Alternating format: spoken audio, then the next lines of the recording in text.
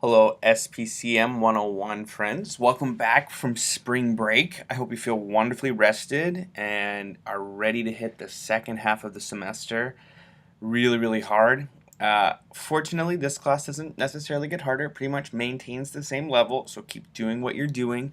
I wanted to give you a brief overview now that we're about halfway through the semester. I've been able to see your performance on two really substantive speeches along with a few other small activities, the children's story reading activity, some of the other small assignments, the introductory speech, and I feel like I have a pretty good grasp on what many of the strengths and the weaknesses are in this course. And so I wanted to give you a video to talk about how you can improve your grade specifically for the speeches on the second half of the semester. Again, I really can only get this information by seeing how you've progressed so far, and I've definitely seen improvement. So let's keep up with that improvement.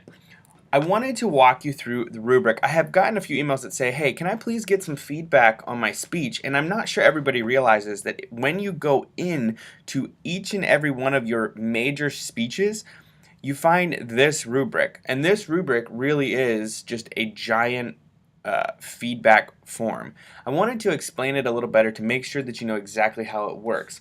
Does it say, hey, you need to do this, this, and this? No, not necessarily. With 90 students, I'm not able to do that to the level that I wish that I could, but I've spent a lot of time designing a rubric or working with the rubric format in D2L, so it's not just in your textbook, but it's on here, so you can kind of see interactively where you fall. I want to just point out that these are the columns at the top, which seems pretty self-explanatory, but in general, if you just do it and follow the instructions, this is where you land, right here. That's my grading philosophy. It's outlined in the syllabus. It's also outlined on the news portion of our D2L site. Excellent is A level. Good is B level. This is C level, D and F. Okay? Now, this doesn't mean your speech gets a D or an F, but it means in this category, you really need to target it for improvement. If you just have something here, typically you'll get right in the C column. If you do it, and I think that you're a model for how it should be done, you're likely to get over here. This doesn't mean that you're a bad student, but we can't just hand out A's because that reduces the integrity of your education. Okay? This is average. It means, you're doing what you're supposed to do. It doesn't mean you're a rock star. If you want to actually get higher, you need to perform in these two. So if you look at your rubric and see that you're consistently hitting here, here, and here, but when you get to, I don't know, down here to delivery, you're here, and here, know that this is not necessarily where you'll need to target, right? Work on these areas over here where it looks like you've got some major weaknesses. Okay, so let me walk you through some of the things that might get you in some of the better columns. Looking specifically at the outline, if you follow the format in the textbook, you're going to get here, right in the average column. But the purpose of an outline is to really give you and me a blueprint for your speech. So your outline needs as much detail in it as your speech has. If it's got the basic information, again, you're going to perform fairly. You're going to get right here in the average column. That's not a concern. But if you want to be a rock star, if you want to get an A or a B level for that outline, you've got to go a step beyond. That's on you. So go a step beyond. Put more detail. Make it a really detailed full sentence outline. At the end of the day, this is not even busy work. It helps you. It helps you already kind of set up your note cards so that when you actually deliver your speech, you're able to actually deliver it well because you've already thought through it. Okay? Additionally, remember, everything needs to be in full sentences. For the most part, most of you do this incredibly well. A technical plot, it says that this is related to the outline. I also relate it to the speech, and almost 99% of the times they definitely overlap. A technical plot means it shows strategic design, right? That you thought specifically about what approach you are going to take on a specific issue. For this speech, for the indictment speech, that has not been a big issue at all. Most of you have a very well thought out strategic design. Let's talk about invention. This right here. This is an area where almost all of you could use some significant work. It's almost like nobody really thought about this portion. And if you're reading the textbook, you really know that this is just about making connections with your audience. So many of your topics are so applicable to your audience. From animal testing to healthier school lunches, to vaccinations, to gay marriage. All these are wonderful social issues, but you're missing the point where you tell us why we should care. Now, I get why we should care about gay marriage, why we should care about vaccinations, why we should care about bullying, but you miss putting that connection for us. It's your job to make your content come alive to your audience, to get them to realize, oh, wait a second, this applies to me. That influences your credibility and enhances your credibility and also enhances the credibility of your speech. Bullying applies to me. Gay marriage applies to me. I'm not gay, but it still influences a lot of things around me. It influences the overall nature of this nation. Vaccination, your people may not have kids. Your audience is primarily college-age kids. They're probably not going to have kids, so how are you going to relate that to their lives? It's your job to make that connection. So this is a potentially significant area for you to improve and get some better points. Okay? Almost everybody achieved the general purpose of the assignment. I think you really got that. Time was actually really, really good. There is a time requirement for a few of you. I don't know if you realize that or not, so make sure you're paying careful attention to the assignment requirements. Thesis statement. For the most part, this is really good. Again, if you spend time working on your outline, you'll have that thesis statement all ready to go. And then we get here. And this is potentially a really big area for improvement. I'm sorry, just these three. Okay, this use of research. I think this is one of the most significant places where people can target for improvement for future speeches. Your use of research on your outlines, for the most part, was fantastic. Good job. However, those sources did not make it, or did not make it in their entirety, into the speech. Research is a crucial element of giving a speech because it says, hey, I've done my work, which influences your credibility and ultimately the effectiveness of your message. But that research can't just be kind of an afterthought. It needs to be embedded within your speech in a reasonable and realistic way. I mean, imagine you get up and say, Ebola is the most significant health crisis of the 21st century. Wonderful. But you're just a college kid. So why should I believe you? Well, if you say, the CDC, or the Centers for Disease Control, in 2014 said that Ebola, if not addressed, will be the most significant health crisis of the 21st century. Ah, see what you did there? You grounded your argument within the argument of somebody who's credible, the Centers for Disease Control. You need to make sure that the sources you have in your outline make it into your speech. And you need to clearly cite them with all information. So that does not mean that you just say the CDC says. Well, wonderful. But the CDC is huge, right? So if we went to the internet and we go to cdc.gov, and it pulls up, maybe not. How embarrassing. Okay, cool. So this is huge. And this is just one outlet of the CDC. They also produce pamphlets. They also run campaigns. So what are you talking about? Well, maybe you're talking about a specific disease or condition. Heart disease. Okay? Facts and statistics. Statistical reports. What a great place to go. Okay, look, all these sources are right here and they're easily accessible. But they have specific citation information. So if you were going to this specific resource, which talks about, apparently, I have not looked at this before in my life, but I'm guessing you could find something in here, right? What's this say?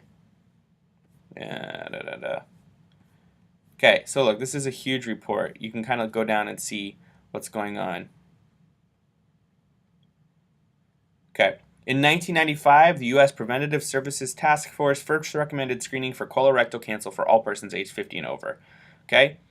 This 3 tells you that this comes from somewhere else, which is here. So that means the CDC alone did not come up with this information. It comes from somewhere else. You have an obligation to cite this. Okay?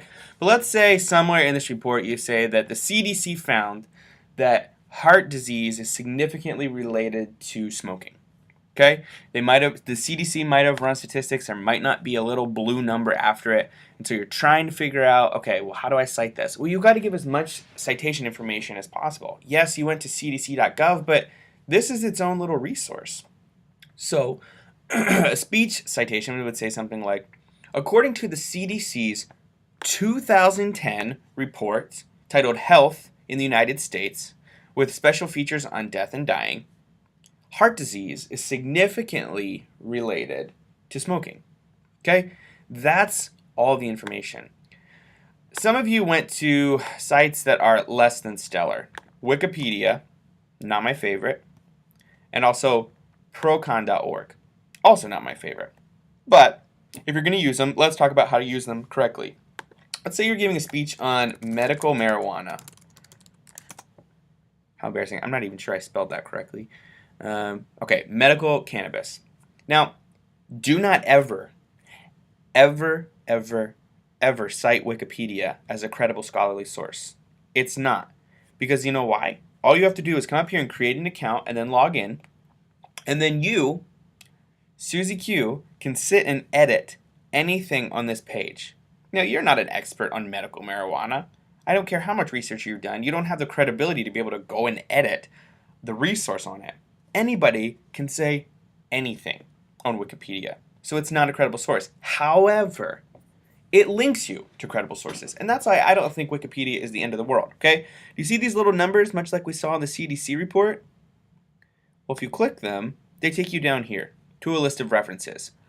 Not all these references, but a significant handful of them are actually good references. Scholarly. Okay, take this first one. I can't even say that first word, but I'm thinking it's about medical marijuana in medicine. A review of therapeutic potential found in the Journal of Ethnopharmacology. Well, that seems to me like it's a scholarly peer-reviewed journal. Let's click on it. Oh, look. This brings up a peer-reviewed journal article.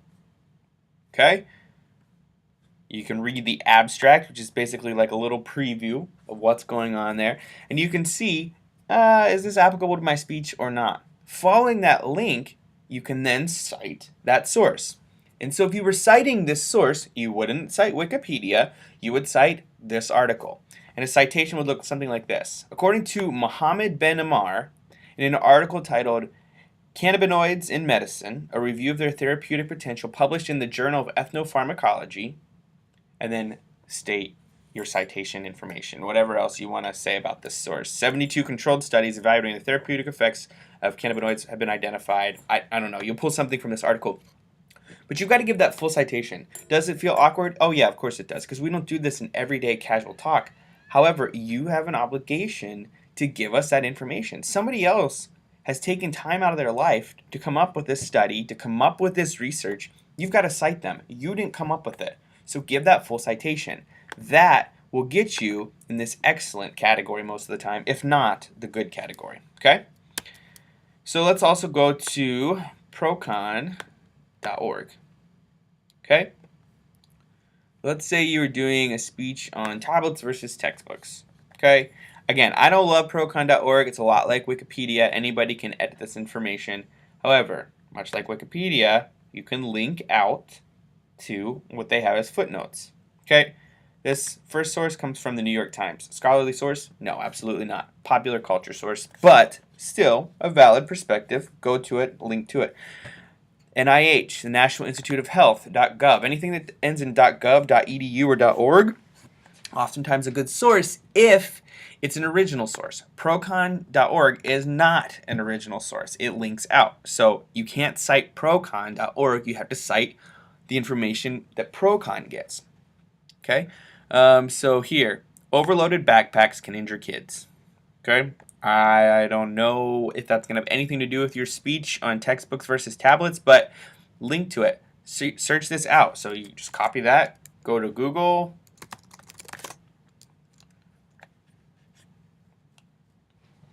Okay? We know that, oops. And we know that this comes from the NIH.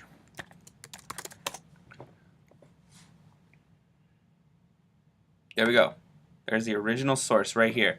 And look, it can't be found. This is actually a perfect example then. This is why you don't cite procon.org, right? Because you say, well, procon.org says it, and then I go to try to find where that source actually came from, and I come here. And if I can't find it, what does that say about the credibility of your speech? You're not able to be credible because I can't find this. Maybe they redacted what they had to say, and then you just cited and built a speech on faulty information. So if you give us all the citation information for the original source, it means you're going to have to dig for it, which means you might come across something like this which can't be found. Okay? So think about that. Think very, very clearly about research and citing sources.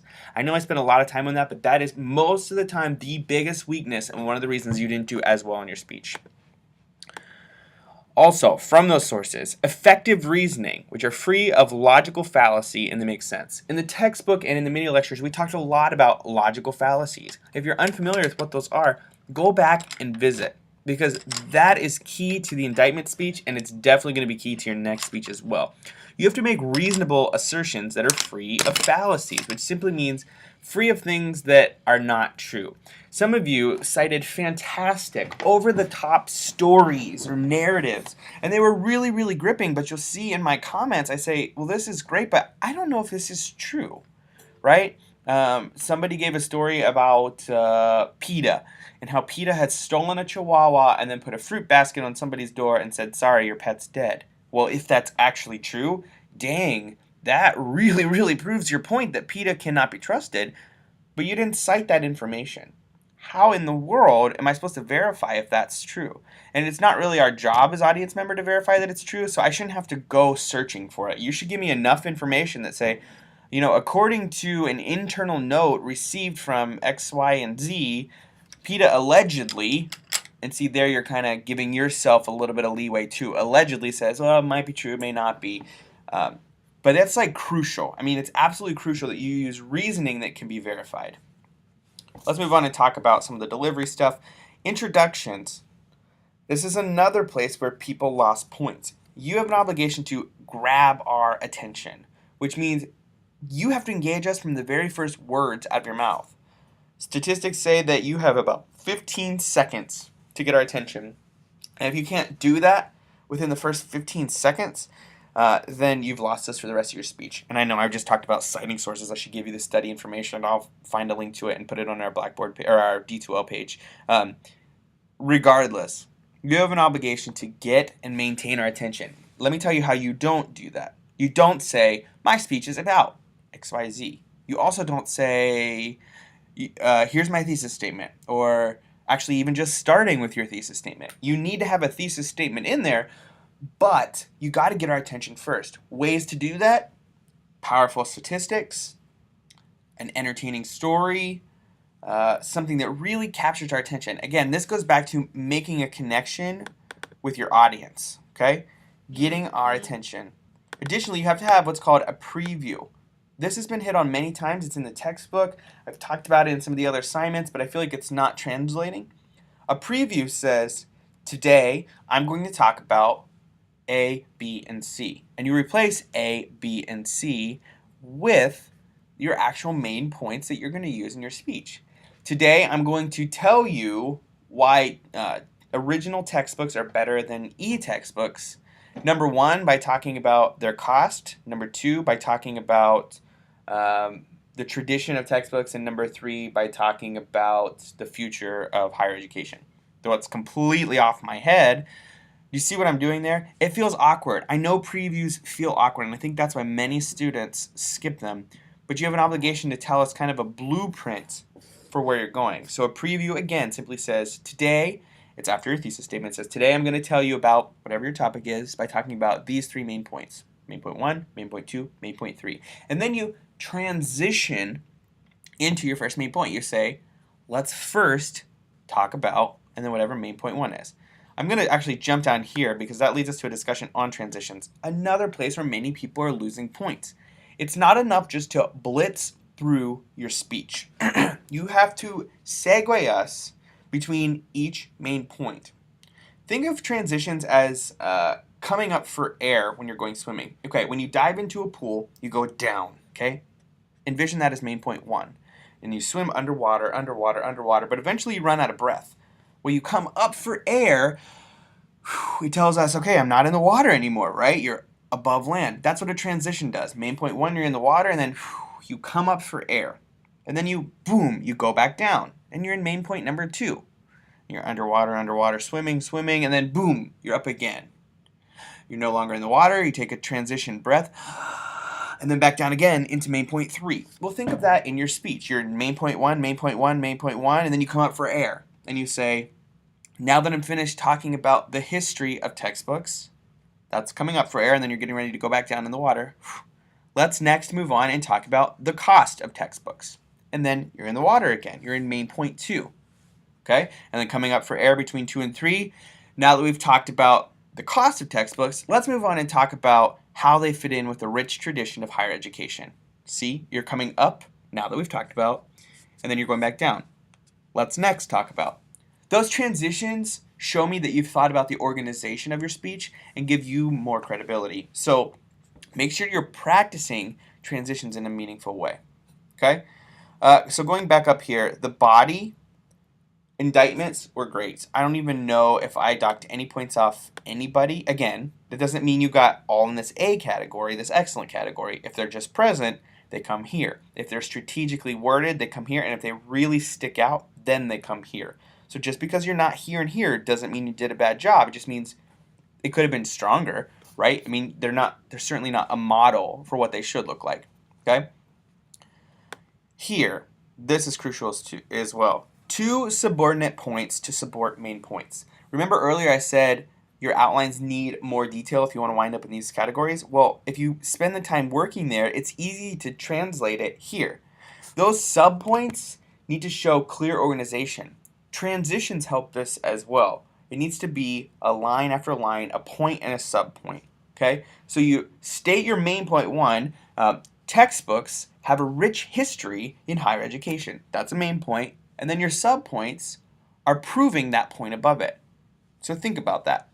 A subpoint proves or explains a main point, and a sub-subpoint proves or explains a subpoint. It's 3 levels. Each explains or proves the level before it. Those that had research, it was often connected pretty well. But again, the biggest weakness is some people don't have research. In your conclusion, again, you have the same obligation to give us a preview, except it's called a review this time. At the end, you summarize what you told us. So a preview is you're telling us what you're about to tell us in your speech, and a review is where you say, here's what I told you today. Today, I've talked about why you should choose a traditional textbook over an e-textbook by talking about the cost of textbooks, the long-term sustainability, and the history of textbooks in higher education. I'm not even sure if those are the exact main points I've used before, but you see what I did there is I tell you what I just told you. Again, this can be awkward because we don't do this in casual conversation, but for a speech, again, it helps your audience remain organized. Style, appropriate grammar, pronunciation, articulation, most of the time, great job. Here, some of you really need to work. Some of you are so good at being passionate, and some of you seem so bored with your own speeches. I mean, you seem like you wish you could be under a truck, in a hospital bed, anywhere else but giving this speech. Well, then why in the world would we be passionate about it? If you're not passionate about it, why would we be? It's your job to engage us. That's why we did the children's story reading activity a little bit ago, because that helps you see that, hey, you've got to put something behind your words. You're not writing a paper. You're not just reading a paper. You're, in essence, performing something for us. So get our attention with that clear, vivid language. Describe things to us. Take some time. Pause between points, right? Think about your delivery. Eye contact, for the most part, is good. In my experience, you either have it or you don't. You're either pretty good about it and you look down at your note card sparingly, or, and some of you think I don't notice, but I can see your eyes moving on your webcam. I know you're reading right from your screen. I mean, it's incredibly obvious to me. I mean, you're not fooling anybody. So don't do that. It's okay to have your notes on your screen. I mean, I don't necessarily care about that, but they should be just that. Notes, not a manuscript. I can see it. Keep in mind, the light from your computer illuminates your pupils, so I can see them moving left to right, left to right, left to right, left to right. So don't do that, okay? Resisted distractions, good. It basically means you didn't read your speech, so it correlates to eye contact. Vocal variety, this is something you can improve as well. This means you have different voices, right? Different performative elements. Sometimes you're up and you're loud and you're passionate, and then sometimes you really bring it back down. Okay? That variety, that up and down, up and down, up and down, okay? In a strategic way. Sometimes a more flatline speech is appropriate, but a lot of times the speeches that I'm seeing are too flat. They don't go anywhere. They need to have some ebb and flow. And then finally, delivery, movement and gestures. I know this is really hard in an online speech course, but I'm not just going to teach you how to speak online. I'm going to teach you how to speak and take this information to do it offline as well. So you have an obligation, even though you're on a webcam and it's awkward, to engage us with your movement and your gestures. I mean, think, when you go sit in a large lecture course or you sit in a classroom at college or even high school, because some of you are high school students, you don't want your teacher to just sit behind his or her desk, right? They have an obligation to engage you. Think about the teachers that you find to be the best teachers. How do they deliver the content? They might use big grand gestures. They might move across the room. Maybe they don't, but if you want to be an effective speaker, you need to. I'm not asking you to be a circus act. I'm not asking you to do gymnastics, but I am asking you to engage us. A simple wave of the hand every once in a while, I don't mean like wave high, but like supporting your main points, is an effective way to say, hey, I'm comfortable enough in my speech to think not only about what I'm saying, but what I'm doing. So that can drastically help you as well. So I just wanted to give you an overview of this rubric so you can see. Like I said, sometimes I'm able to give comments. If you need significant improvement in one area, I often comment. If you get here above, a lot of times I don't comment because you can just see where to target for the future. Oh, let's see, 2 subordinate points to support main points. Oh, I got in the average column. Oh, that tells me I can try to work on making those subordinate points clearer, right? Accurate, clear, and vivid language. I scored over here. Well, that doesn't necessarily need a comment. You know that you did poorly, and here's what you did poorly on. Accurate, clear, vivid language. Pull out your textbook, revisit some of the mini lectures, and think about how you can improve that. It doesn't take a lot of thinking to think how you can make your language more vivid. So target that area for improvement. So I would encourage you to look back over all the rubrics that I've used for the speeches this semester to see where you've improved, some of you where you've digressed, and where you can actually go for your next speech. If you have questions, it does take me a little bit of time to get back to you. I don't get automatic notifications, and unfortunately I can't be logged in a D2L 24 hours a day. So you have my number. You can always text me as well if you've got a really pertinent question. I am here to help. I know online courses, they can be frustrating and they can be hard, and I don't want it to be. You all are really doing a great job. I want to stress that. But there are areas for improvement, and so if you have questions and you don't understand how to improve it, just let me know. Keep up the good work. Keep your head above water the second half of the semester. I believe in you. You're going to get through. You're going to rock this semester. You're going to get through this class. I promise. In 2 or 3 years, you're going to look back and say, oh, okay, I get why this matters. And if you have questions, make sure you let me know. I will talk to you soon. Good luck for the second half of the semester, and we'll chat soon.